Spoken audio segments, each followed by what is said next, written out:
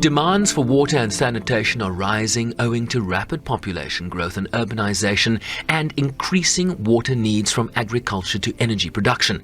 But the sustainable management of this critical resource is faltering, and a conference that seeks to arrest this decline. We can no longer address water as a local or regional challenge. We have to address it as a global challenge.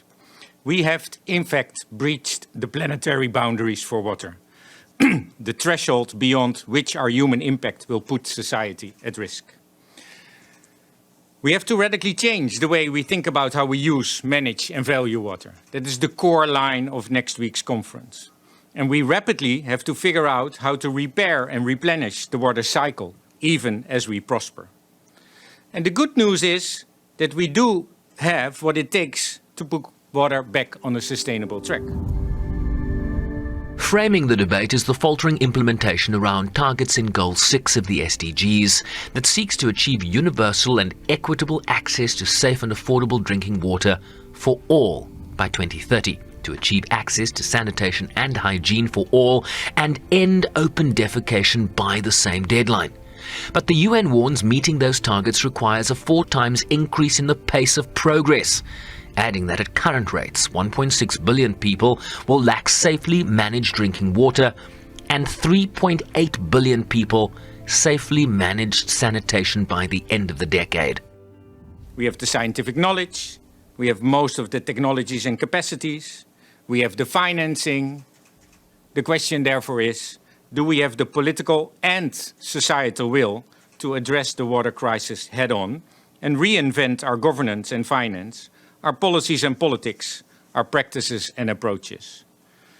Do we have this will, politically and societally, to change the way we understand, value and manage water radically and act upon that for a safer, healthier and more prosperous world, leaving no one behind?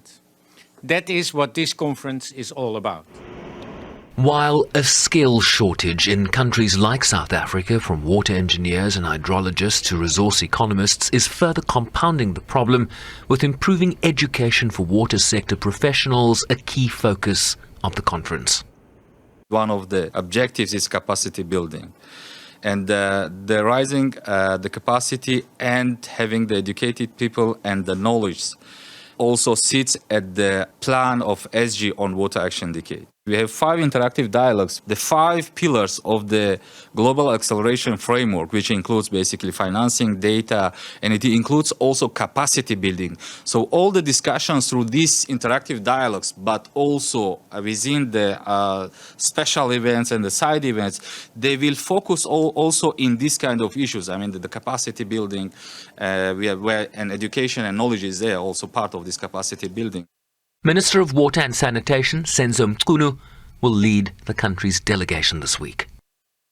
South Africa launched an over 400-page National Water Master Plan in 2019 that seeks to address backlogs in infrastructure investment, institutional reform in water resource management, and financial investments amid continued water shortages, exacerbated by climate change, aging infrastructure, and poor management, often leading to contamination of dams and rivers.